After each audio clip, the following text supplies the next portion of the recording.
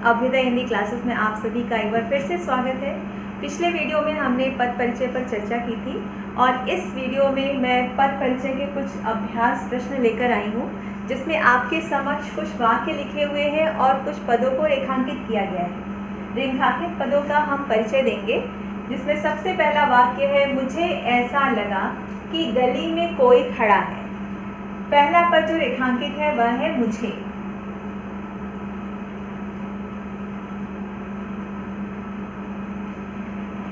पद परिचय देते समय हमें सबसे पहले उस पद का भेद ज्ञात करना होता है कि व्याकरणिक प्रकार के आधार पर उस पद का क्या भेद है, मतलब वो विकारी है अथवा अविकारी है। तो हम जानते हैं कि ये विकारी शब्द है क्योंकि इसमें लिंग, वचन, काल, कारक के आधार पर परिवर्तन होता है। क्योंकि ये एक सर्वनाम शब्द है इसलिए इस पर काल का प्रभाव तो नहीं पड़ेगा, लेकिन लिंग, वचन और कारक का प्रभाव पड़ेगा। इसलिए हमें इसमें लिंग, वचन और कारक बताना होता है। ठीक है। अब विकारी पद में किस तरह का विकारी पद है, तो ये सर्वनाम है और सर्वनाम का कौन सा भेद है? पुरुषवाचक सर्वनाम। पुरुषवाचक सर्वनाम में उत्तम पुरुष।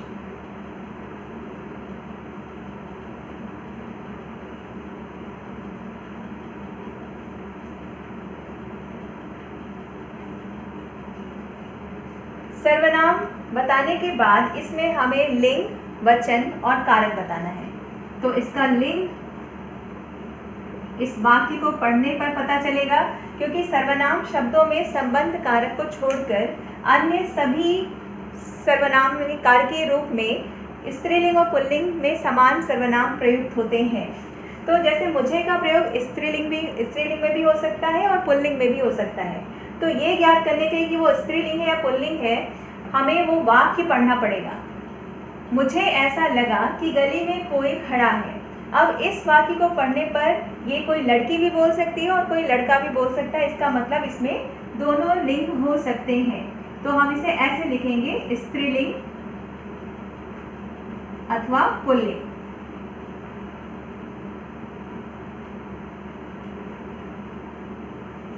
अब इसमें वचन बताना है, तो वचन एक वचन है। एक वचन को ये दर्शा रहा है तो हम इसमें एक वचन लिख देंगे। अब आता है कारक।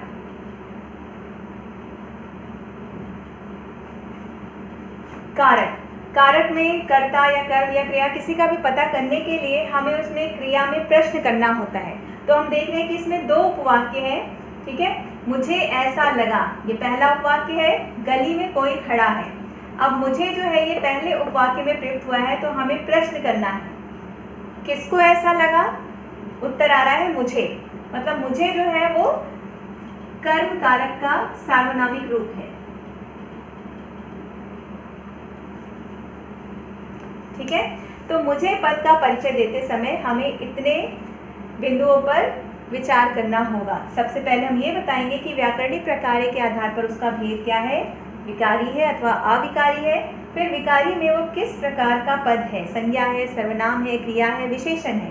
उसके बाद हम उसका भेद बताएंगे। फिर संज्ञा या सर्वनाम में हम लिंग, वचन और कारक को बताएंगे। तो ये हो गया मुझे का पद परिचय। अगला पद है की।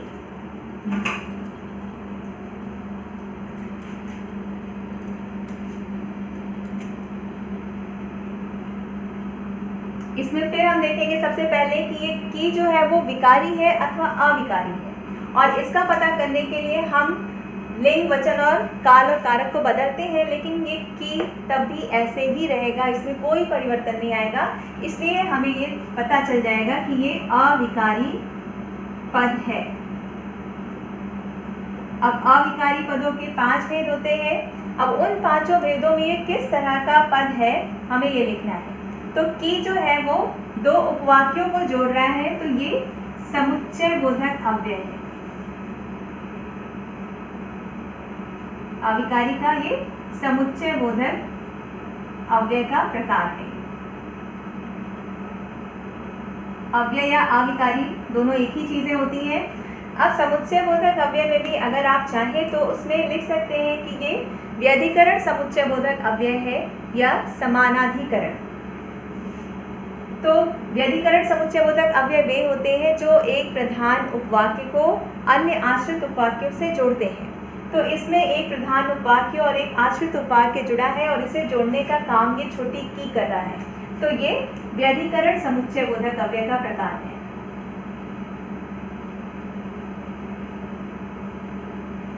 मतलब हम कह सकते हैं कि मिश्र वाक्य में जितने समुच्चयबोधक अव्ययों का प्रयोग होता है वे सब व्यधिकरण समुच्चयबोधक अव्यय के श्रेणी में आते हैं।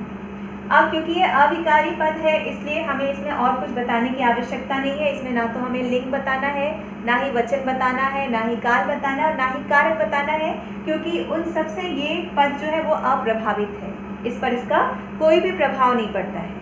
तो की का पद परिचय, किसी भी अविकारी पद का परिचय देते समय हमें सिर्फ अविकारी और उसका भेद दिखना होता है कि वो किस तरह का अविकारी पद है। अगला पद है कोई।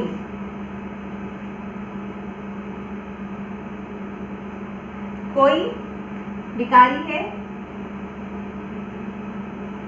विकारी में भी ये सर्वनाम है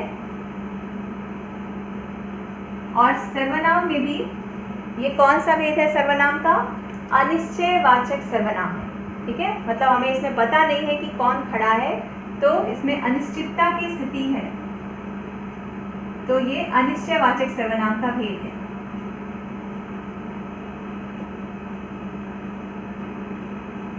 अब सर्वनाम पद है इसलिए हमें उसमें लिंग, वचन और कारक बताना है।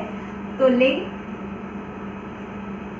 सर्वनाम के लिंग का ज्ञात हम उसकी क्रिया से या उसके विशेषण से कर सकते हैं। तो कोई खड़ा है, इस क्रिया से हमें पता चल रहा है कि ये पुल्लिंग है। इसकी लिंग पुल्लिंग हो गया और वचन एक वचन है।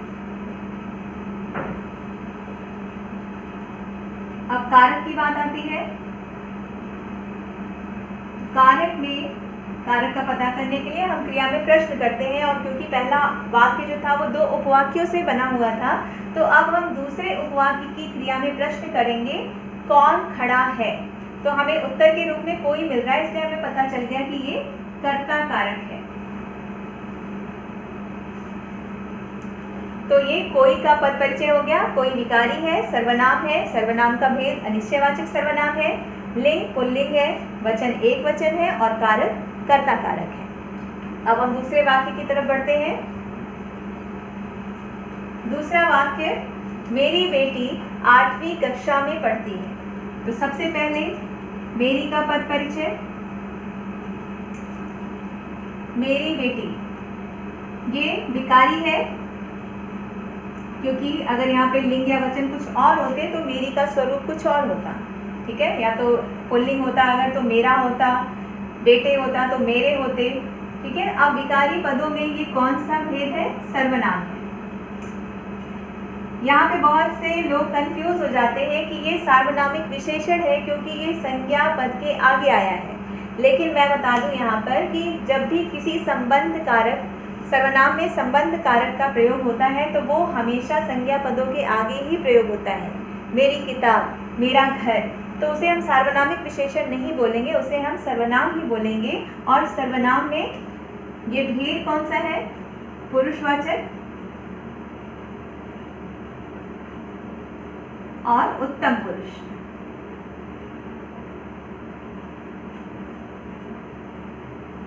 अब इसमें हमें लिंग, वचन और कारक बताना है। तो लिंग स्त्रीलिंग है, साफ साफ दिख रहा है इसमें, और वचन एक वचन है।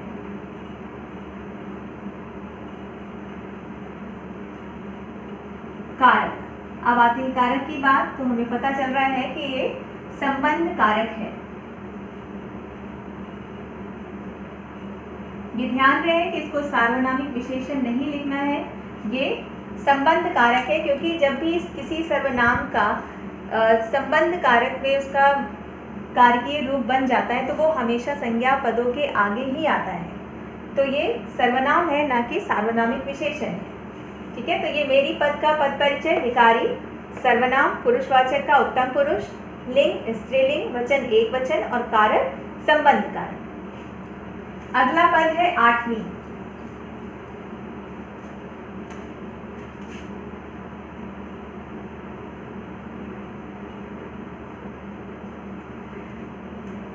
मेरी बेटी 8वीं कक्षा में पढ़ती है।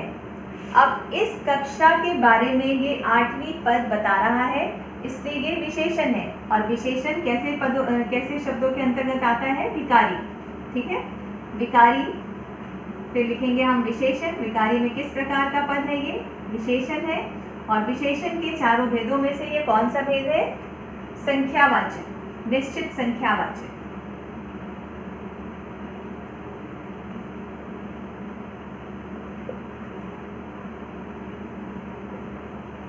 निश्चित संख्यावाचक में भी ये क्रम बोधक है।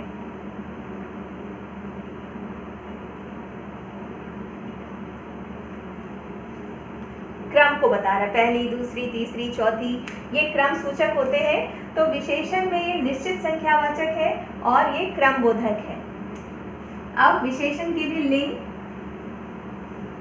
और वचन बताते हैं। ठीक है, विशेषण में हम सिर्फ लिंग वचन बताते हैं, संज्ञा सर्वनाम में लिंग वचन और कारक बताते हैं, क्योंकि कारक का संबंध संज्ञा और सर्वनाम से होता है। लेकिन विशेषण में हमें सिर्फ लिंग और वचन बताना होता है, और वो हम बताते हैं उसके विशेष्य के आधार पर।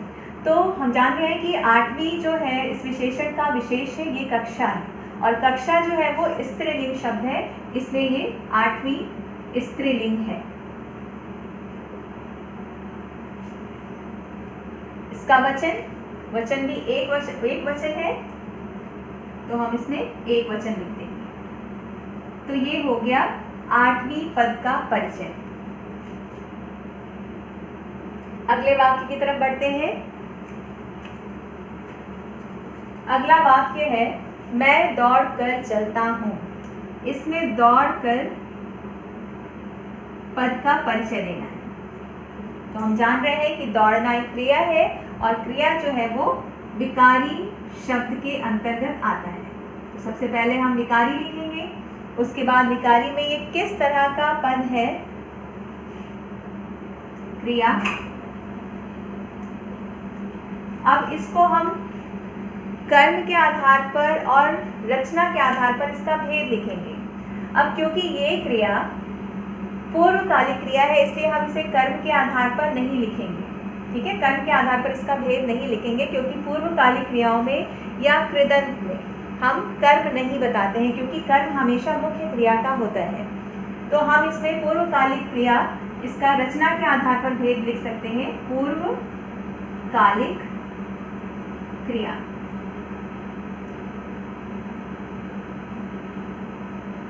इसे अगर आप कृदंत में लिखते हैं तो इसमें कोई गलत नहीं है, क्योंकि कृदंत में भी धातु में प्रत्यय जुड़ते हैं।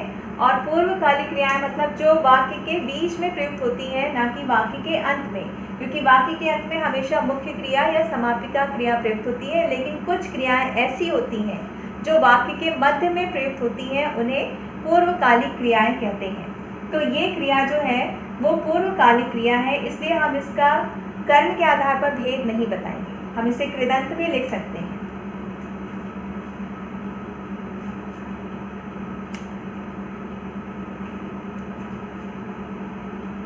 इसका लिंग वचन बताने की आवश्यकता वैसे नहीं है, लेकिन हम समापिका क्रिया के आधार पर इसका लिंग और वचन बता सकते हैं। तो इसमें लिंग जो है वो पुल्लिंग है, मुख्य क्रिया के आधार पर हम इसका लिंग वचन बता सकते हैं। तो पुल्लिंग और एक वचन।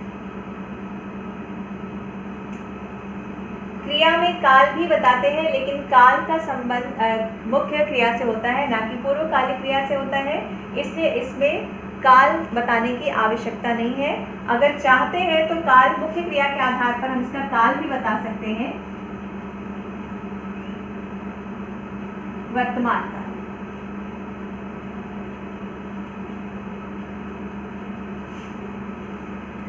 तो ये हो गया दौड़कर क्रिया का पद परिचय। ये विकारी शब्द है, क्रिया है, क्रिया रचना के आधार पर ये पूर्वकालिक क्रिया है या कृदंत है। लिंग, वचन और काल हम इसके मुख्य क्रिया के आधार पर बता सकते हैं। अगला वाक्य है, उसकी दादी जी से अब खाना नहीं बनता। तो पहला पद है रेखांकित पद, दादी जी से। तो ये विकारी शब्द है, विकारी में ये संज्ञा है, संज्ञा में ये जातिवाचक संज्ञा है।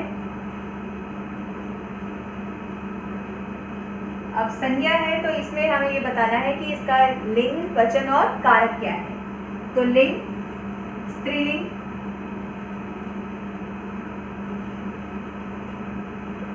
वचन एक वचन और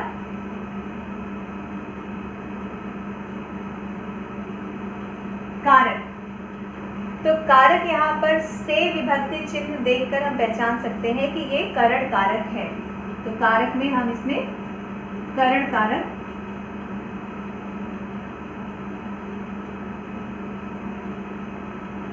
करण कारक, ठीक है। तो किसी भी संज्ञा पद में हमें उसका लिंग, वचन और कारक बताना होता है, क्योंकि अगर वाक्य में कोई भी संज्ञा या सर्वनाम पद का प्रयोग हो रहा है तो उसमें कोई ना कोई कारक अवश्य होगा। तो इसमें दादी जी में ये विकारी शब्द है, संज्ञा है जातिवाचक संज्ञा, लिंग इसका स्त्रीलिंग है, वचन एक वचन है और कारक इसमें करण कारक है।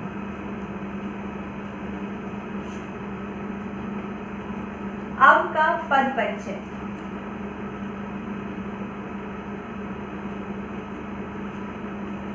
अब हमें ये देखना है कि विकारी है या अविकारी है। तो हम ये चेक करने के लिए हम उसमें से लिंग, वचन और काल या कारक को बदल सकते हैं और फिर देखते हैं कि ये अब में कोई परिवर्तन आ रहा है या नहीं आ रहा है।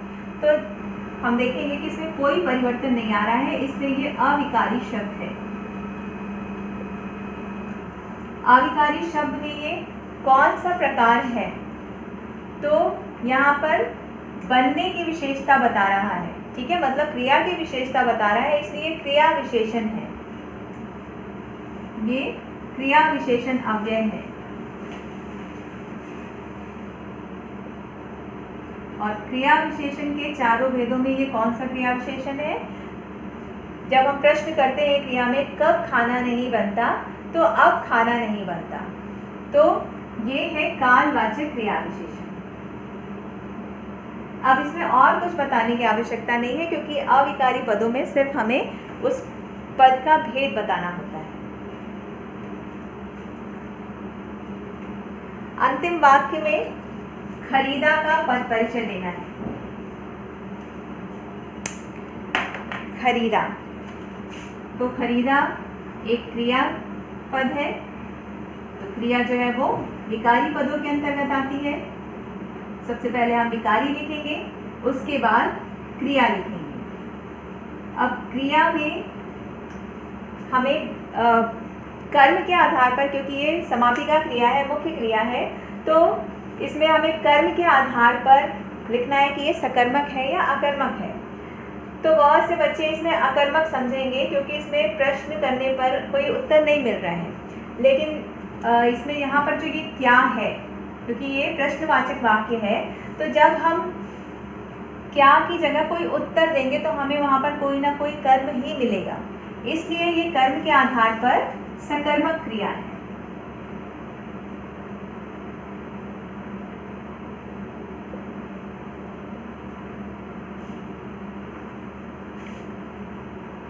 क्या देखकर हमें ये नहीं कंफ्यूज होना कि इस वाक्य में कर्म नहीं है, कर्म इसमें यही है, ठीक है, लेकिन कर्म के स्थान पर एक प्रश्न सूचक अव्यय का प्रयोग किया गया है। तो यहाँ पर सकर्मक क्रिया लिखेंगे इसको, और रचना के आधार पर ये सामान्य क्रिया है।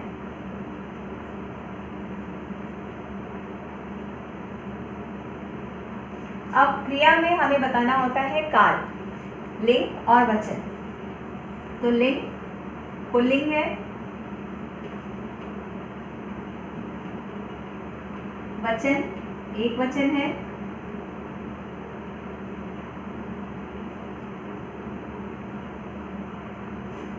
और काल, क्योंकि ये भूतकालिक रूप ही है क्रिया का, इसलिए ये वाक्य भी भूतकाल है।